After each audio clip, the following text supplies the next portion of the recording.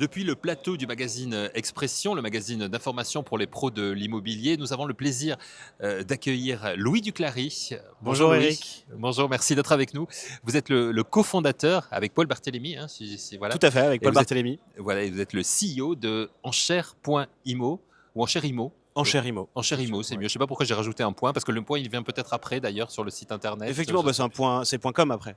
C'est Voilà, enchèrimo.com. enchèrimo.com. Voilà, Tout à fait. tout simplement. Donc, enchèrimo, un concept. Alors, tout est dit dans le titre, j'oserais dire, enchère, mais expliquez-nous comment ça fonctionne enchèrimo. Alors, le premier point, c'est effectivement de se dire que c'est une enchère. Oui. Ok, très bien. Simplement, il faut essayer de faire une petite séparation entre vente aux enchères, adjudication, où on est obligé d'acheter, ça va être au tribunal, ça va être avec un notaire. Nous, ce qu'on fait comme plateforme, c'est une plateforme qui s'adresse aux professionnels de l'immobilier, tant agents que mandataires, et qui leur permet d'organiser des enchères. On va appeler dans ce cas-là, pour faire le distinguo avec les ventes aux enchères, on va appeler ça des ventes interactives ou des appels d'offres, et dont l'ambition, effectivement, ça va être de rapprocher vendeurs et acquéreurs et de permettre aux professionnels d'aller dynamiser les commercialisations. Ah, mais ça marche comment concrètement? C'est-à-dire que je suis agent, hein, par exemple, j'ai un bien à mettre à la vente à un prix particulier, mais j'aimerais bien que ça monte un petit peu. Comment ça fonctionne? Alors, en fait, effectivement, ça va fonctionner dans différents types de cas, mais disons que grand cas d'usage actuel, vous savez que le marché est quand même un petit peu compliqué, Oui, oui. beaucoup de biens en stock, et l'enjeu dans ce cadre, donc en stock qui sont listés sur des sites d'annonces où il n'y a pas forcément beaucoup de contacts, et donc l'ambition, typiquement, une des ambitions peut être de se dire, on va dynamiser la commercialisation, non pas en affichant le bien à un prix attendu par le vendeur, qui vraisemblablement ne permet pas de trouver de contact, mais plutôt de partir d'un prix attractif, où là, on va pouvoir aller chercher des acquéreurs sur le marché, aller évidemment les faire visiter, valider leurs projets, valider leur financement, etc. Puis les inscrire sur Enchèrimo, Oui. donc plateforme sécurisée, dans laquelle ils pourront, à une date déterminée, pendant généralement une demi-heure, une heure, remettre des offres, voir les offres des autres participants qui, comme eux, ont été validés, et rebondir s'ils le souhaitent sur un format d'appel d'offres. À l'issue, l'ensemble des offres sont présentées par le professionnel au vendeur, qui va pouvoir, à ce moment-là, allez, disons, essayer de réconcilier finalement un vendeur avec ses attentes et ce que lui propose le marché, puisqu'on rappelle un truc quand même assez basique, qui est que le marché, il est fait par les offres. Bien sûr. Voilà. Bien sûr. Alors, avec une durée déterminée quand même, hein, si je comprends bien, si je vous suis bien, hein, ça c'est important Oui, aussi. tout à fait. C'est pour le concept des Ouais, enchères en fait, que si l'on vous voulez, connaît. c'est le gros avantage, c'est améliorer et maximiser le prix en fonction des acquéreurs, mais dans un même temps, optimiser le délai de commercialisation, puisque si vous voulez, une vente interactive classique, ça va durer en gros entre 3 et 4 semaines, avec une diffusion, une semaine à 10 jours de captation de leads, validation des leads, les visites, Oui. le financement et les questions éventuelles, et la remise des offres. Comment cette idée vous est venue à Paul Barthélémy et à vous de créer cette société Enchèrimo? Comment c'est parti? Alors maintenant ça date un peu parce que voilà, ça m'amène à me dire depuis combien de Oui, temps, oui, mais voilà. justement, Ça fait j'aime maintenant bien. 4 ans et demi qu'on a créé Ouais, Enchèrimo, c'est pas et vieux non plus, effectivement, hein, non, 4 ans c'est et pas demi. très vieux, mais Mm. c'était un autre marché. Mm.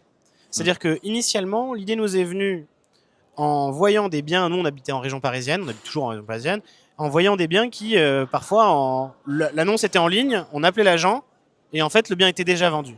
C'était quelque chose d'extrêmement frustrant pour l'acquéreur. Alors, le marché a un peu évolué, c'est plus vraiment le cas aujourd'hui, mais à ce moment-là, on s'était dit, ok, comment est-ce qu'on pourrait faire en sorte de sortir du premier arrivé, premier servi, et amener finalement une concurrence saine, transparente aux acquéreurs, où ils vont pouvoir visiter, valider leur financement, valider leur dossier, remettre des offres. Et ensuite, bon, ça c'était le point de départ. On a Ouais. regardé ce qui se faisait à l'étranger.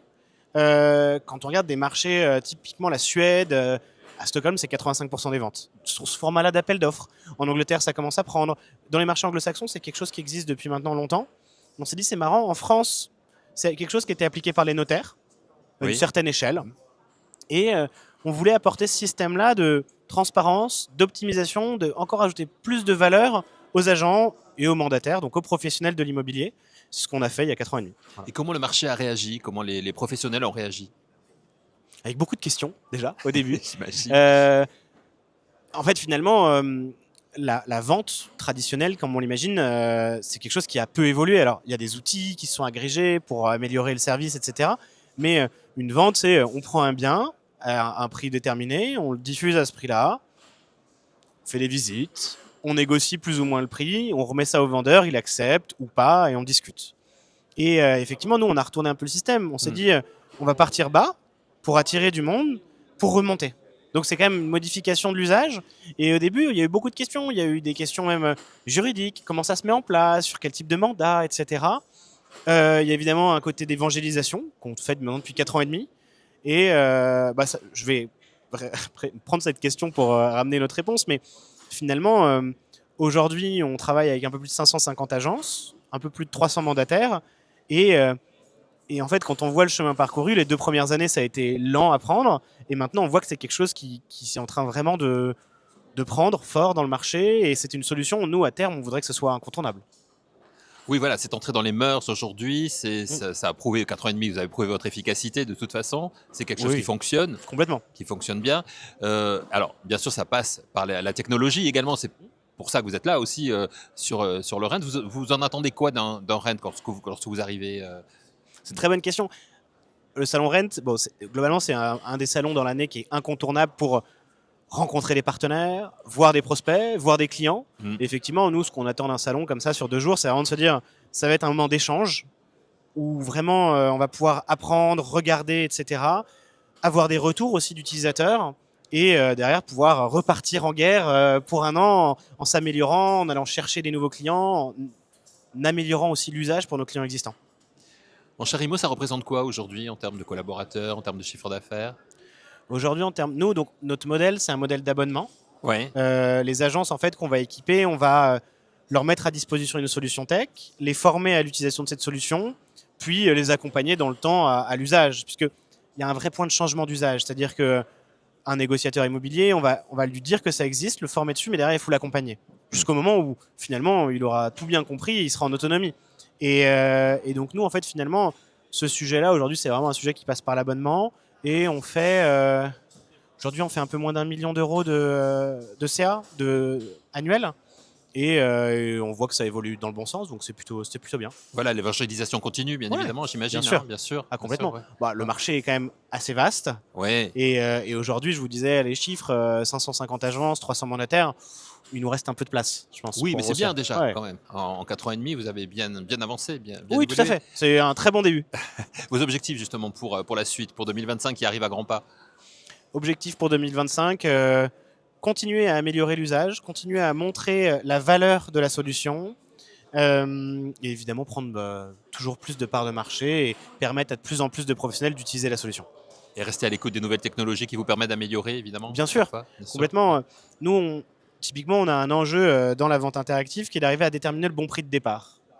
Évidemment, ça va se faire théoriquement, ça va se faire en allant comparer le bien par rapport aux autres annonces sur le marché, etc. Et c'est vrai qu'aujourd'hui, nous, on propose une réponse depuis très très peu à nos clients sur l'interface qui mélange un peu d'algo, un peu d'IA, etc. pour essayer de se dire, OK, comment est-ce que je positionne ce bien-là pour faire en sorte de lui donner plus de visibilité par rapport aux autres. Et voilà, c'est le genre d'amélioration qu'on fait et qu'on continue de faire tous les mois, quoi. Voilà. Bien, alors pour ceux qui ne sont pas au Rent, mais qui nous regardent après le salon Rent, à travers cette interview, on va directement sur le site encharimo.com pour avoir plus d'informations. Ouais, tout à fait. Voilà, où on peut vous contacter, bien évidemment. Ils peuvent nous contacter, ils peuvent directement prendre un rendez-vous pour échanger avec nous, ce qui est un bon point de départ. Ouais, bien et sûr. Après, on leur fera une démo s'ils le souhaitent et on pourra envisager de travailler ensemble, tout à fait. Merci d'être venu nous présenter Encharimo. Merci beaucoup, sur Eric. le plateau d'Expression. Merci à vous, Louis Duclari. Louis Duclari. C'est ça. Voilà, on merci dit beaucoup. les choses comme elles sont. Louis Duclari, merci à vous. Merci beaucoup.